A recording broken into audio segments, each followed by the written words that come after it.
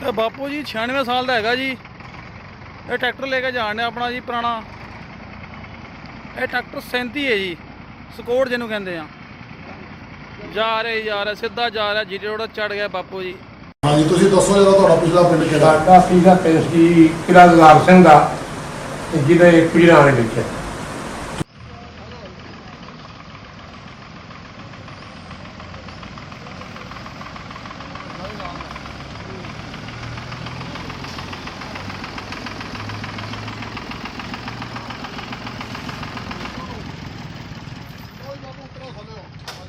ਸਾਡੀ ਇੰਟਰਵਿਊ ਲਓ।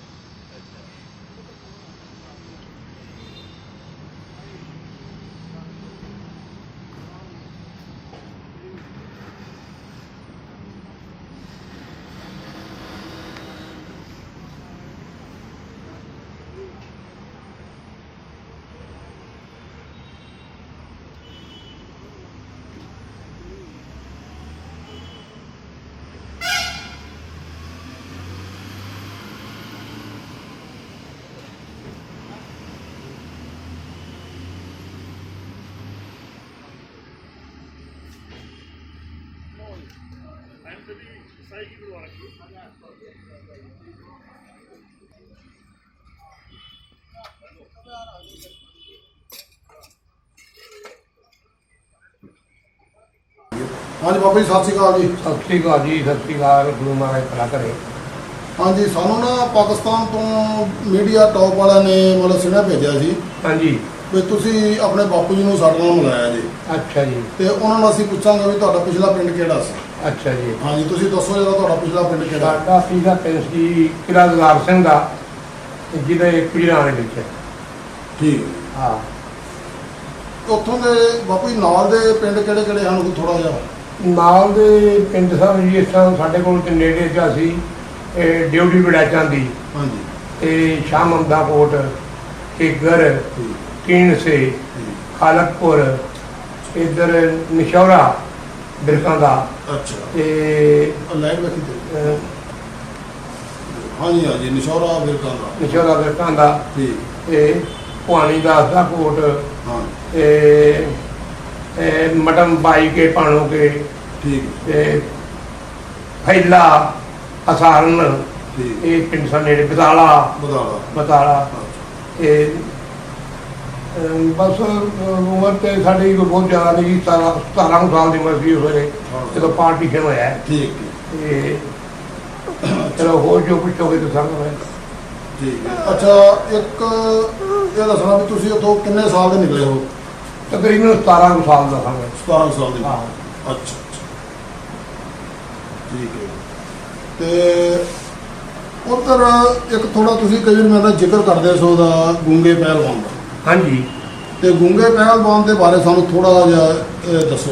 ਗੂੰਗਾ ਪਹਿਲਵਾਨ ਬਹੁਤ ਤਗੜਾ ਪਹਿਲਵਾਨ ਹੋਇਆ ਜੀ।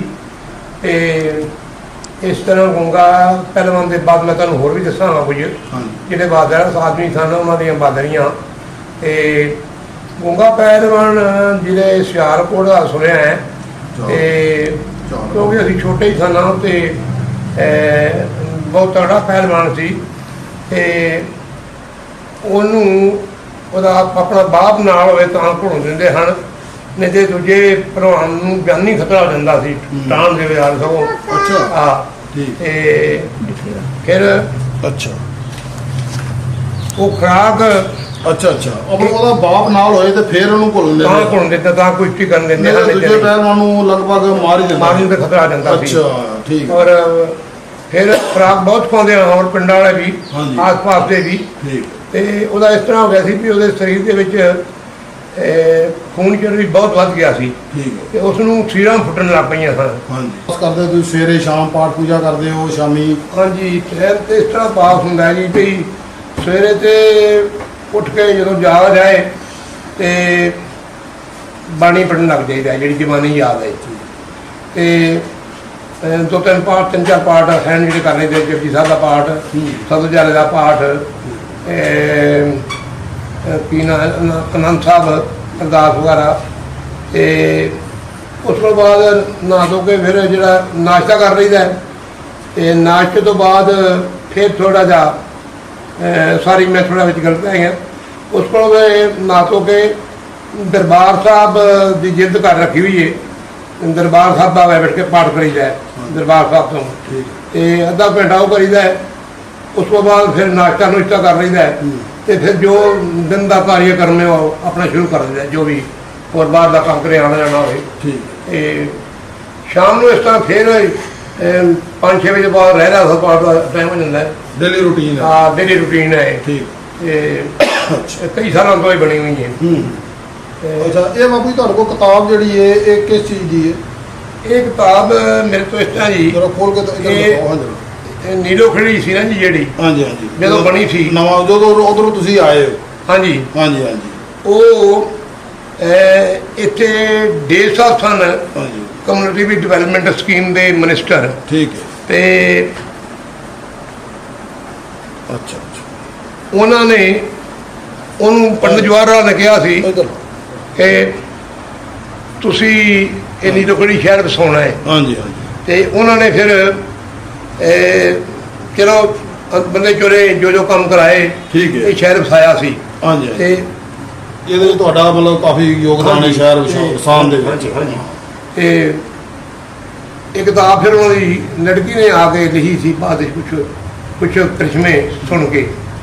ਤੇ ਬਸ ਇਸ ਤਰ੍ਹਾਂ ਹੀ ਟਾਈਮ ਪਾਸ ਹੋਈ ਜਾਂਦਾ ਹੈ। ਅੱਛਾ ਬਾਪੂ ਜੀ, ਉਧਰ ਤੁਸੀਂ ਇਹ ਖਰਾਸ ਖਰੂਸ ਜਿਹੜਾ ਪਹਿਲੇ ਆਟਾ ਉਹਦੇ ਨਾਲ ਪੀਸਦੇ ਹਨ, ਖਰਾਸ ਬਣਾਉਣਾ। ਹਾਂਜੀ ਹਾਂਜੀ। ਤੇ ਟਿਊਬਲਾਂ ਦੇ ਵਿੱਚੋਂ ਜਿਹੜੇ ਖੂਹ ਦੇ ਵਿੱਚੋਂ ਪਾਣੀ ਕੱਢਣ ਵਾਲੀਆਂ ਟਿੰਡਾ ਟੂਣਾ, ਹਾਂਜੀ ਇਹ ਸਾਰਾ ਤੁਸੀਂ ਆਪ ਹੀ ਬਣਾਉਂਦੇ ਸੋ? ਨਹੀਂ, ਉਹ ਇਸ ਤਰ੍ਹਾਂ ਹੁੰਦਾ ਸੀ। ਹਾਂਜੀ। ਉਹ ਅਸੀਂ ਟਿੰਡਾਂ ਤੇ ਨਹੀਂ ਸਾਂ ਬਣਾਉਂਦੇ। ਹਾਂਜੀ। ਅਸੀਂ ਵੈਸੇ ਉਸ ਟਾਈਮ ਇਸ ਰਿਵਾਜ ਸੀ ਵੀ ਇਹ ਜਿਹੜੇ ਜ਼ਮੀਨਦਾਰਾਂ ਦੇ ਇੰਪਲੀਮੈਂਟ ਸਨ, ਹਾਂਜੀ, ਉਹ ਜ਼ਿਆਦਾਤਰ ਲੱਕੜ ਦੇ ਬਣਦੇ ਸਨ। ਲੱਕੜ ਦੇ। ਹਾਂ, ਈਵਨ ਕਿ ਉਸ ਟਾਈਮ ਟਿੰਡਾਂ ਵੀ ਲੋਹੇ ਦੀਆਂ ਨਹੀਂ ਸਨ, ਟੀਨ ਦੀਆਂ ਨਹੀਂ ਸਨ। ਅੱਛਾ। ਟਿੰਡਾਂ ਮਿੱਟੀ ਦੀਆਂ ਹੁੰਦੀਆਂ ਸਨ, ਮਿੱਟੀ ਦੀਆਂ। ਅੱਕ ਵਿੱਚ ਹਰ ਪਕਾਉਂਦੇ ਸਨ। ਠੀਕ ਹੈ। ਤੇ ਉਹਨਾਂ ਦੇ ਗਲ 'ਚੋਂ ਰੱਸੀਆਂ ਪਾ ਕੇ ਜਿਵੇਂ ਮਾਲ ਜਨੂਆਂ ਦੇ ਬਣਾਈ ਹੁੰਦੀ ਸੀ।